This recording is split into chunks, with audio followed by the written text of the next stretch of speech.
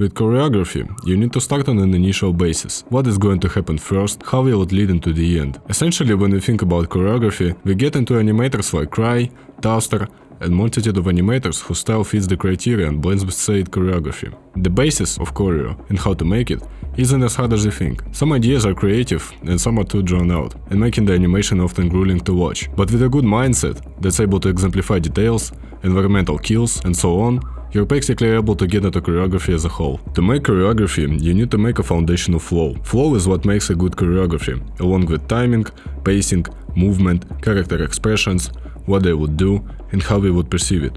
You should always make sure to give the character's personality to make sure it fits the situation you're trying to animate as well. The first step is to place your characters in a background where you know you can utilize the environment and items the character has to their advantage. A multitude of ideas can spontaneously pop up as well. Say we give our character a blade.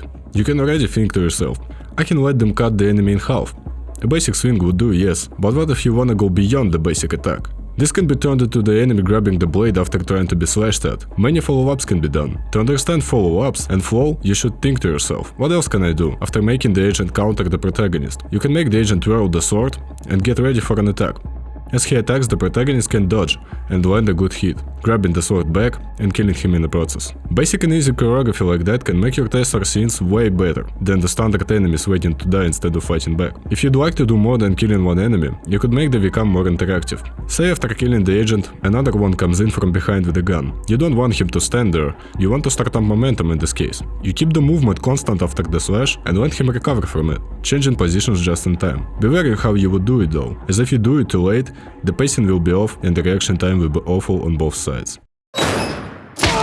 An idea upon choreography is based solely on what you'd like to convey. Whether the situation is intense or builds up, gaining speed gradually. Usually, most all animators start with the protagonist entering the room in a boring and uneventful fashion, along with their transitions, making the enemy slow and die too easily. This is what we'd call flawed choreography. Flawed choreography comes from a lack of intensity and action. Just letting the protagonist fly through everyone without a breather, a sense to take in nor evaluate the outcome. We live in a lack of imagination and thought process. To avoid this, it's best to take inspiration from movies. A prime example of good choreography would be animators like Cry, Atlas, Trotonope, and Istris.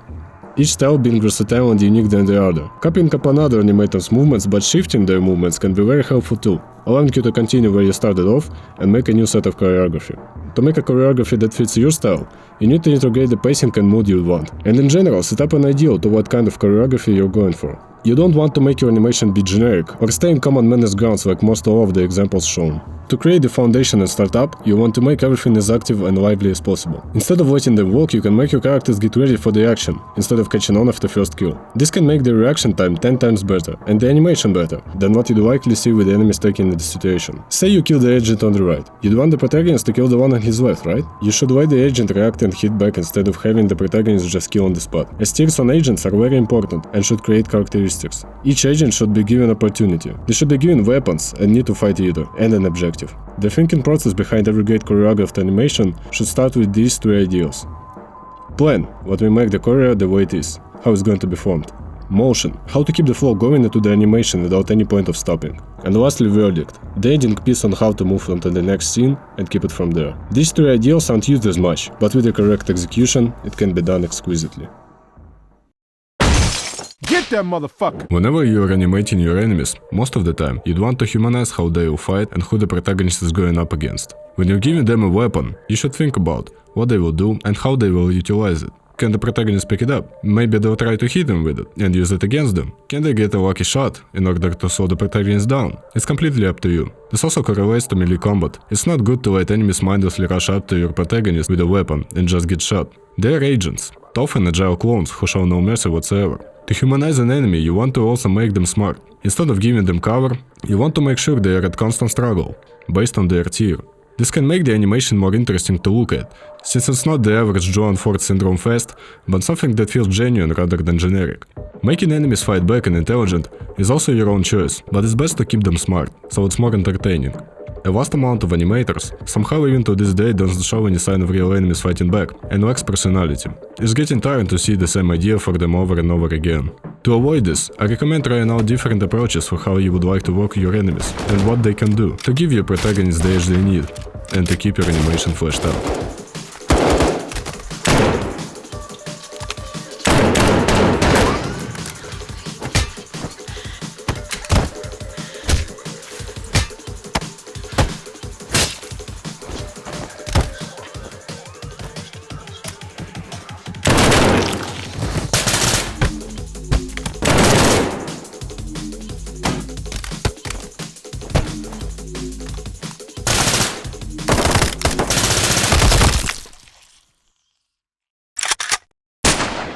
When we animate a shooting test, we often think of a start-to-finish expectation. What we will shoot and what we will do with it in the end. Most shooting tests consist of a reload, or generic sequence of movements that's always done in most madness animations. People who have taken the system and imbued it in their animations often come up with rather weird or interesting results, as not every animation will have the same basis with guns. Some are average, some are unique, some can be very well made with the effect to keep your project mesmerized for whatever it was made. What keeps your gunplay different from others entirely revolves around movement, pace, direction, scenario, and so forth. Recoil is important. For example, you wouldn't want to give a small gun like a pistol too much recoil, and vice versa for a rifle. Making the recoil consistent with the weight and punch of the gun is what we're trying to say. If you want to portray a caliber's damage, you might want to consider thickening the bullet lines just a slight bit. And if you're going for something a bit more cinematic or planning to use slow-mo, you can animate the bullet as a sprite instead of a line actually coming out of the gun. Also keep in mind the space and direction your protagonist is shooting, whatever it makes sense in the 3D space and whatever it's gonna hit or miss, allowing your brain to wonder how you interpret the gun and its mechanism for recoil is your own doing, and whatever makes you feel comfortable, you do as you please. Or maybe you can be like WeeWDiedrich. Momentum is the most important fundamental in madness. It determines the pace and flow of your animation. It shows what you're going for and the actions you'd like to interpolate. Having characters getting ready for the heat of the moment, recuperating from an attack, any specific action with proper easing can guarantee another action being taken without any pauses. That's the key of flow. A decent amount of new-gen animators have this problem of having pauses that breaks the momentum of the animation and makes their overall style whack. To avoid this common problem, use smaller frames to build up what you've done, and then speed up with bigger frames in the process, ultimately creating momentum as such. Momentum is hard as a whole to think about, if not able to know how to properly ease, so try to take consideration of what you wanna do. As the Madness Combat community grows, more and more talented animators have popped up. This means there is more competition when trying to earn those big bucks on Madness Day. So how can you step up your animation quality? It can be done with small changes, but these small changes can provide a big impact on your scenes. Cinematography isn't just for those smug indie filmmaking students that wanna make some money at a random film festival in Europe. It can also be used by the 12-year-old curled up on his gaming chair, randomly pressing buttons on his ridiculous PC setup made from blood, sweat and his mother's credit card. Flash animators have been using the VCAM for years, and it can be stretched past its limits to create cinematic scenes and bring emotion to what can be an extremely boring gunfight between a bunch of grey beans. The built-in twin option isn't just for you to pan across a long dark hallway. You can also freehand motions to give the scene more raw movements, and even create a handheld camera feel if you want to make a Madness analog horror.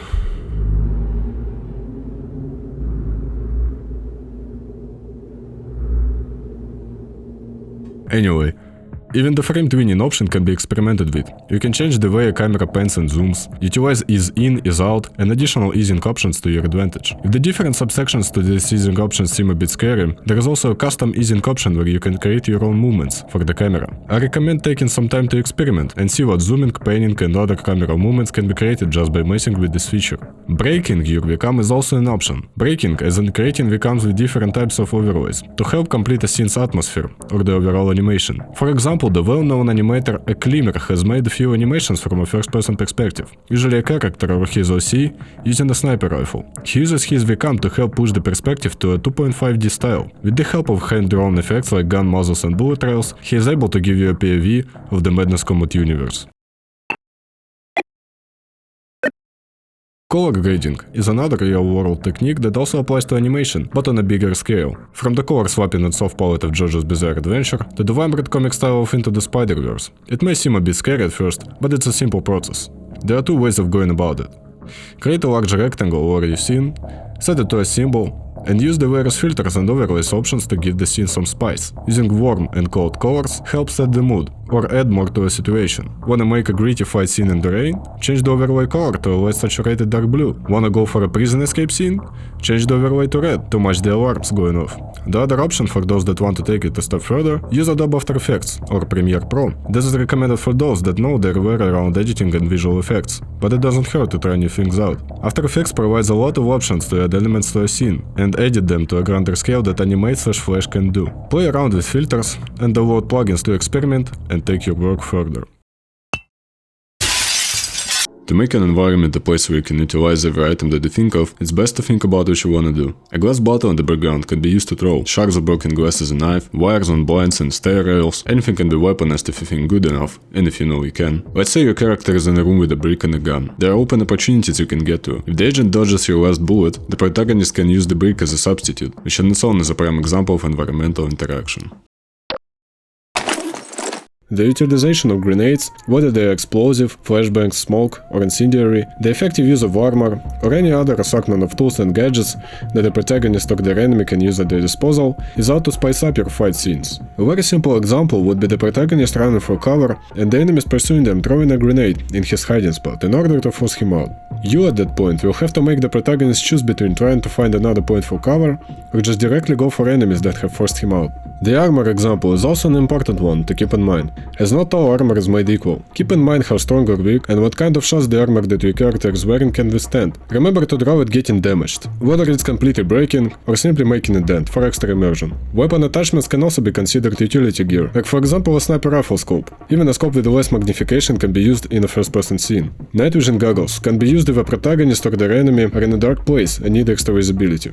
A less extreme version would be a flashlight. But whatever you choose to use, or even if you make your own custom utility gear, remember to be creative and have fun. A good madness movie that utilizes proper use of said gear is Rebooting the Madness, as the glasses from it could be considered a form of utility gear. From limited information to detailed excerpts, choreography is one of many important factors towards any madness animation success. Another cornerstone towards good animation is mental state of the creator. While it's not the main thing, skill and creativity matter, look at it as a multiplier for your abilities. Fun multiplies those abilities, so while you can't turn a 0 into 100 by fun alone, if you're skilled and thoughtful, you can. Just have passion for animation you make. Draw from your inspiration, watch cool combat movies or series, watch other animations, and good choreography will come to you by itself. Don't force yourself and have a healthy attitude.